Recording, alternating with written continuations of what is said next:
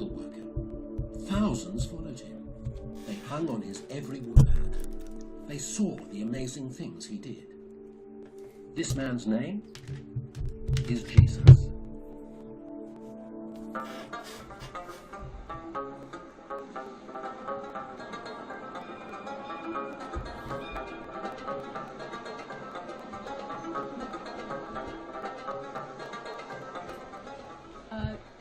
So, do you think we can trust what the Bible says about Jesus? No. I've heard the Bible's been changed, that it's been altered in some way. There's some good information there, but can we trust it? I don't think we can be sure. I haven't really looked into it, so I can't be certain. I haven't read it, but I want to read it. What do you think? Can we trust what the Bible says about Jesus? Jesus and the Bible. That's a hard question. That's a good question.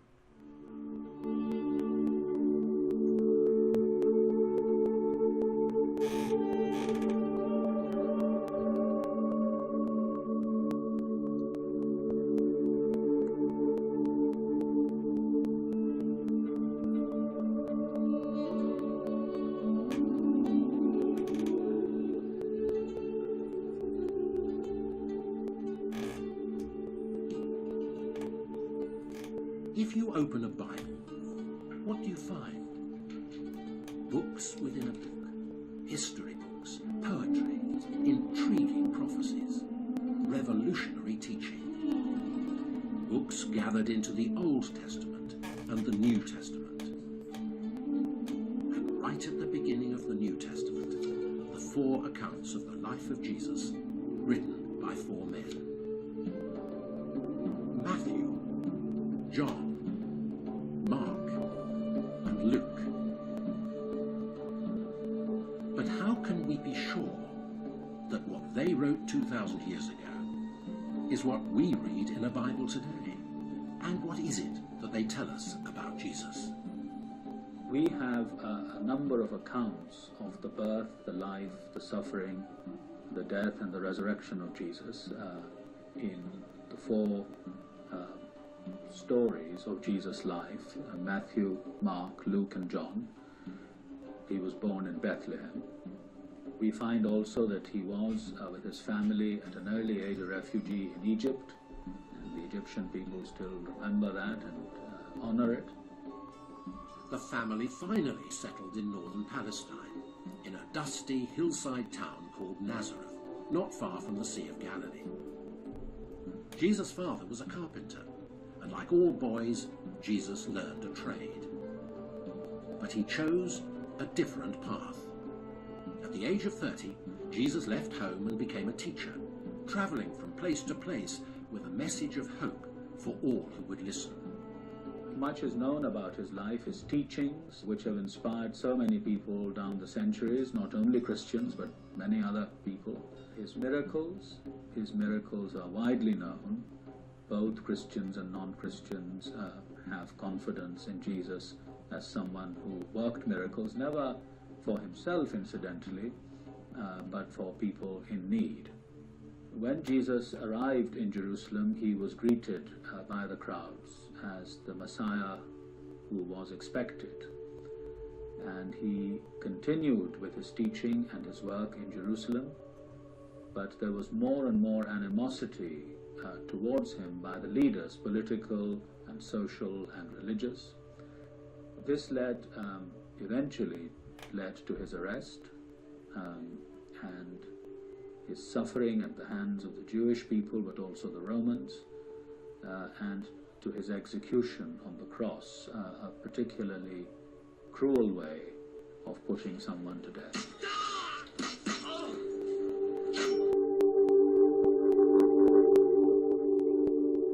Jesus' death was not the end of the story. Matthew, John, Mark, and Luke all tell us that 3 days later, Jesus came back. His grave was empty. The news spread quickly. More than 500 people saw him after his resurrection. He was with his followers in Jerusalem and Galilee. He spent time with them, ate meals with them, and taught them who he really was. Finally, his followers watched him ascend into heaven.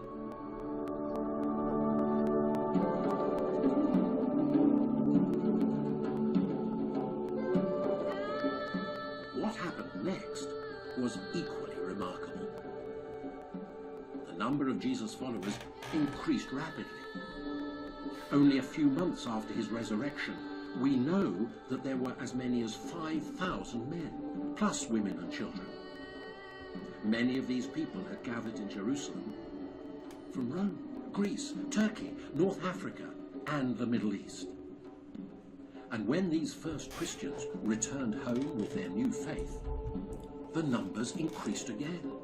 Churches sprang up all around the Mediterranean, congregations of believers from many different nations. Well, initially, the church began as a small movement centred around Jesus himself with his disciples working in first century Palestine. But then very quickly it grew into the west with the missions, particularly of the Apostle Paul, who went into modern day Turkey and then even further west. And it also expanded into the south, into Egypt, and we know less about this, but also into the east. So certainly we have records from the 3rd century which talk about the expansion of Christianity into India. Communication was essential to the first Christians, and the excellent infrastructure of the Roman Empire made it easy for them. The ancient world was very well equipped for travel, particularly where its roads were concerned. Right up until the modern period, its roads were unequaled in quality. They were paved, they were wide, they were suitable for carriages and horses as well as travellers on foot. Catching a boat from Jerusalem, from Caesarea, the port, to Rome, in that route might take 40 days, something like that, with good winds. Actually, the reverse way is quicker. Prevailing winds are better from the west, so that's often 2 weeks, 3 weeks to come back from Rome. If you wanted to communicate with someone on the other side of the Roman Empire, you would send a trusted envoy to carry the letter for you. Someone would write with a stylus on a piece of papyrus, write the address on the back of the little roll of papyrus, and send it off with a trusted envoy who could then deliver it to the church which was going to receive it. The early churches of the 1st century were not isolated communities. We know that messages of encouragement, letters of instruction, information and news passed back and forth.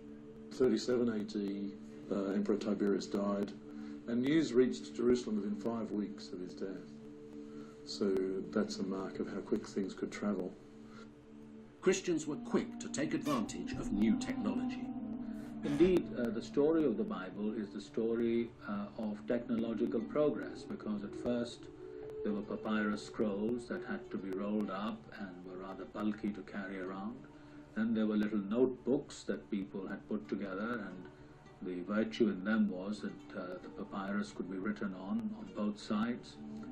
And then there were the Archman codices that were even more convenient, and then printing.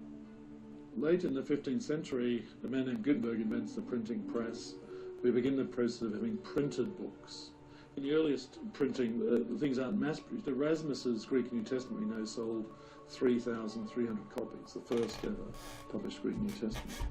So that would be a very good print, 3,000. But in the 18th century, early 1710 or so on, there is a printing press. We know it produced 3 million copies of the Scripture. The Bible is the world's best-selling book.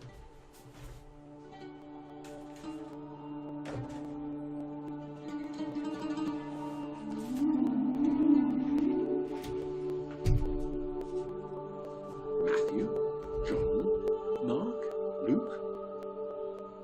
Who were they? Why should we trust them? Matthew and John were close friends of Jesus. Matthew was an educated man, good with numbers, a tax collector for the Roman rulers. John was a fisherman, with influential friends in Jerusalem. Mark and Luke were among the first Christians. Mark was an interpreter for Peter, one of Jesus' closest friends, who went to Cyprus and Rome to tell others about Jesus. Luke was a doctor who travelled with some of the first Christians through Turkey and into Europe with the same message. We know, for example, that Mark, Matthew, Luke and John, they really believed in Jesus. They really believed he was the Son of God. They really believed that everybody should put their trust in him. These four men wrote in Greek using reed pens and charcoal ink on scrolls. Long lengths of papyrus sheets glued together, some as long as 10 meters.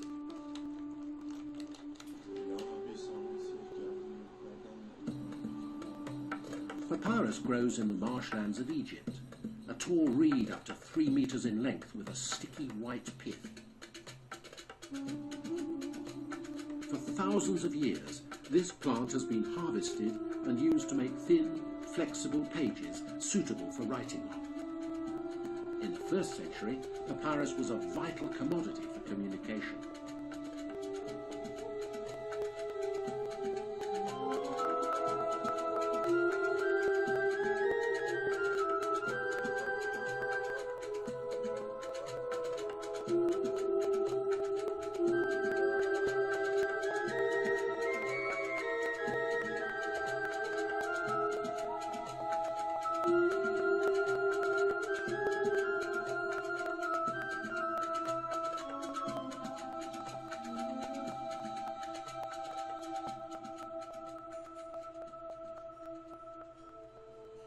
Rolls of papyrus were not the only form of writing material available to 1st century scribes. Notebooks, individual sheets of papyrus sewn or glued together, were an innovation. In early Christianity, you get a transition between the roll and the book, and almost all of our early Christian material is in a book form, whereas the secular literary texts, the classics, the Homer, Euripides, Demosthenes, these sort of texts remain on rolls until the 3rd, 4th century. And when people first started making books, they simply took a roll, chopped it up again, and created a book by putting all the sheets in one and then folding it. So it's a book form. Notebooks were cheaper to produce, easier to carry and read, simpler to copy. Like other important manuscripts, the accounts of Jesus' life by Matthew and John, Mark and Luke were copied and passed on to the churches. In the right conditions, these papyrus documents could still be read a century after they were written. In the dry deserts of Egypt, some of this material has survived, and we can read it today. The New Testament on papyrus is extant in large numbers. We have around 122 is the latest list of early material on papyrus, reflecting portions at least of the New Testament writings. Some of those we do have complete books of John, complete books of Luke and John together. We have a manuscript with Matthew, Mark, Luke, John and the book of Acts. And the oldest document we have is old enough to have been copied from an original manuscript. An extremely significant portion of John's account is on show in a museum in Manchester, in the north of England. I'm standing in front of the famous fragment of St. John's Gospel, which is probably the earliest surviving piece of a New Testament in the world. It dates from the early 2nd century AD, so we're talking about a date of around 125, give or take 20 years, maybe 30 or 40 years after the Gospel was first composed, but it's as close as we will get to that original text.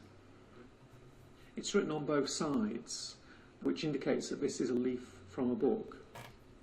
And it is, in fact, one of the very first books in existence.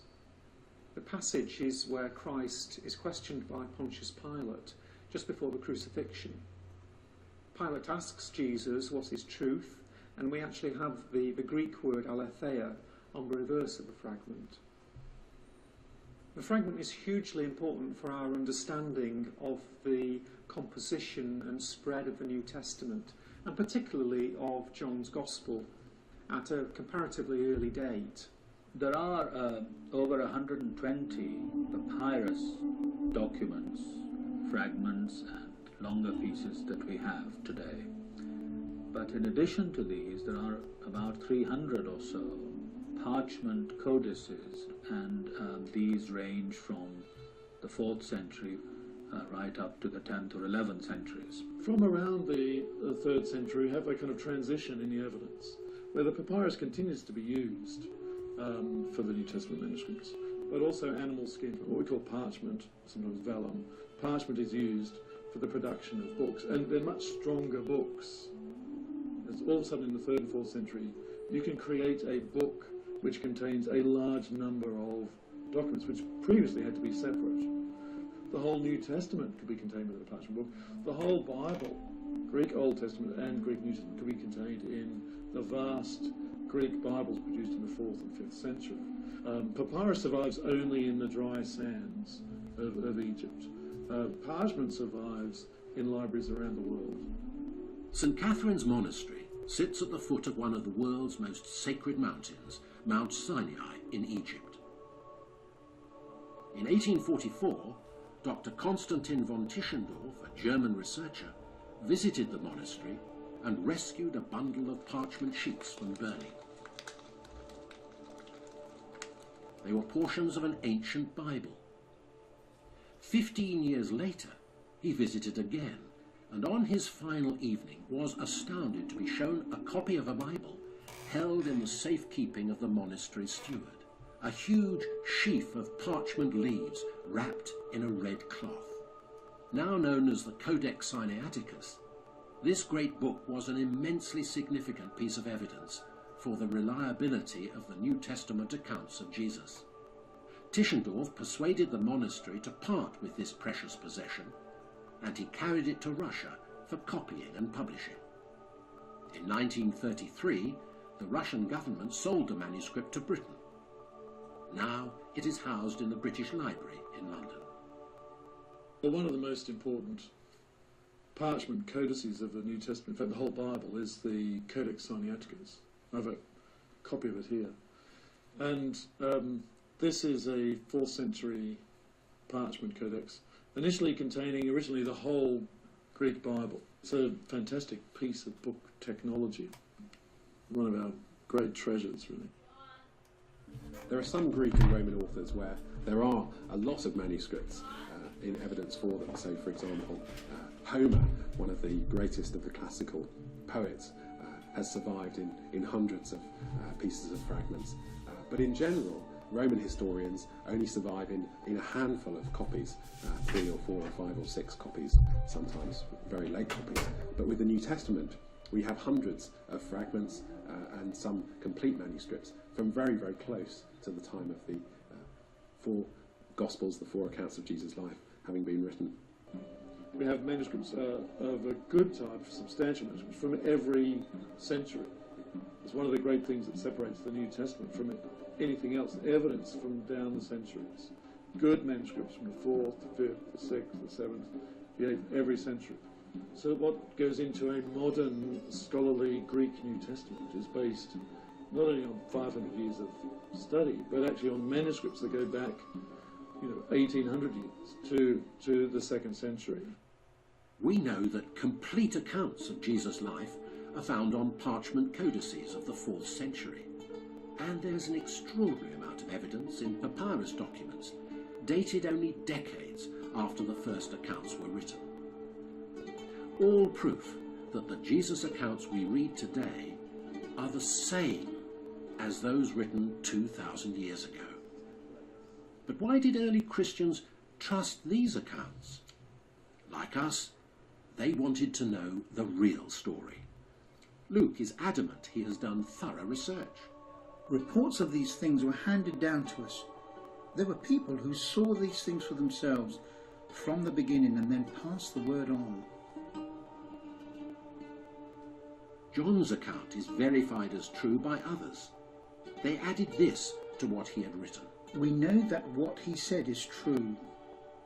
The stories about Jesus are eyewitness accounts, based on eyewitness accounts. They're not fables that developed after Jesus died, a long time later. People are writing down what they saw, what others reported to them, what was known. The Gospels provide us with Jesus interacting with known historical person. We do find names of particular characters, sometimes in particular locations. Blind Bartimaeus, who's met by Jesus on the road and who's healed by Jesus. Now, we know his name, but plenty of other blind men who meet Jesus, we don't know their names. Why do we know that name?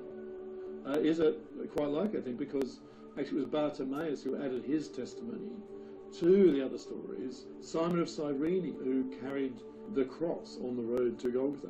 And Mark says, he was the father of Rufus and Alexander. Well, why do we know about Rufus? Well, they must have been members of a Christian community. They must have been connected. This personal connection is absolutely critical. The recent work done on this that shows the names of people in the Gospels fit exactly with what we know about proportions and construction of names in the first century. The reason that the Christians were able to recognize Matthew, Mark, Luke, and John as the authentic stories about Jesus was precisely because they were connected with people who knew Jesus personally, who had been with him, who had heard his teaching, who had seen the miracles, who knew about the cross, and most importantly, who knew about his rising again.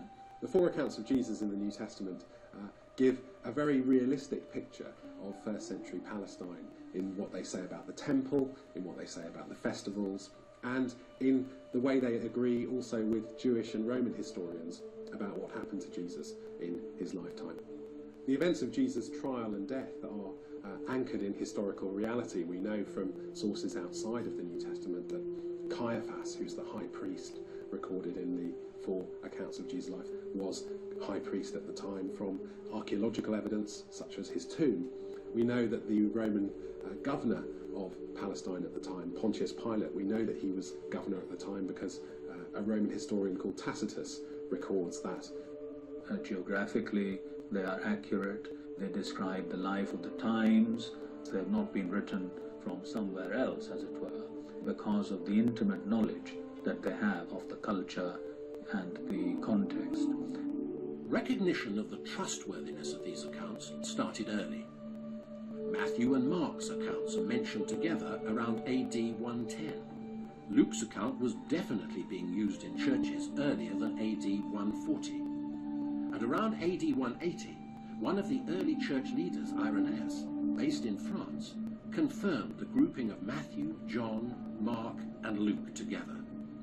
This substantial manuscript contains all four books and is dated early in the 3rd century. In the 4th century, we finally have a recognition of the books that are being used by the Christians. This isn't an invention, this decision to canonize, to call authoritative certain books of the New Testament, but it was a recognition of what had been used by Christians all along.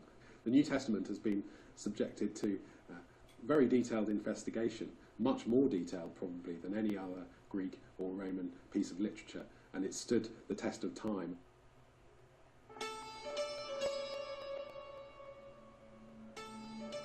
The evidence for the reliability of these four Jesus accounts, based on the early New Testament manuscripts we have found, is very strong. But there are many other ancient documents which provide even more evidence. It's true that there are other fields of our knowledge of the New Testament, that is, early church writers, Christian leaders in different cities throughout the Roman Empire, from the 2nd century, 3rd, 4th century, who were themselves scholars of the Bible and the New Testament, and who quoted vast numbers. Augustine, writing at the end of the 4th century, uses a staggering 29,000 quotations from the New Testament. From the Jesus accounts alone, Eusebius uses over 3,200 references. Origen, more than 9,000. Tertullian, nearly 4,000 quotes. Clement, 1,100. Justin Martyr, one of the earliest church leaders, uses over 260 quotes. One of my favourite characters is Didymus the Blind, a blind church leader in Alexandria, who, being blind, obviously had to memorise huge swathes of the Bible and preached and read commentaries. And we have plenty of his commentaries where he just quotes the scriptures from memory in a way that entirely comports with our great manuscripts. We have an incredible 31,000 quotes from the New Testament written by early church leaders no later than 260 AD. Over half of these are taken from the 4 accounts of Jesus. We also have ancient translations of the New Testament. With the growth of the church, new believers wanted the Jesus accounts in their own languages. These manuscripts confirm that believers in numerous countries of Europe and the Middle East shared the same Christian beliefs. Of course, we've got the church as it grows in the 2nd and 3rd century. Already you have the need for the Bible to be translated into new languages. So we have the Bible the New Testament translated to Latin. We have the New Testament translated into Syriac for use in the east, in Syria and further east. We have the New Testament translated into Coptic and Coptic dialects in Egypt and southern Egypt. And as the church expands, in a sense, we have immense resources in these translated forms of the scriptures. And that goes on and on throughout history. Even today, the Bible is being translated to more languages. One of the big changes in the last 100 years has been the explosion of translations of the Bible into hundreds of different languages, and not only in written form, but we can also get the Bible now on CD, in recorded form, and also on the internet as well.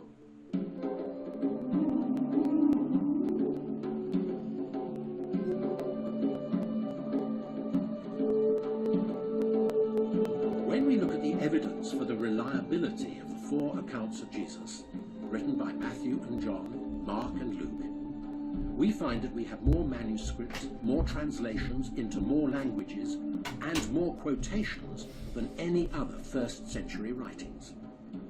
There are complete collections from every century back to the 4th, and fragments and portions of books from a time when the original documents could still have been in existence.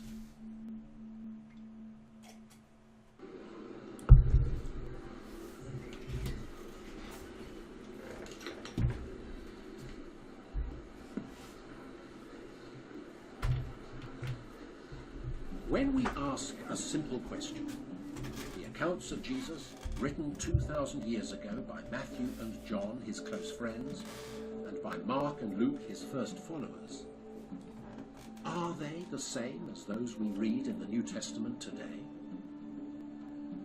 We can be confident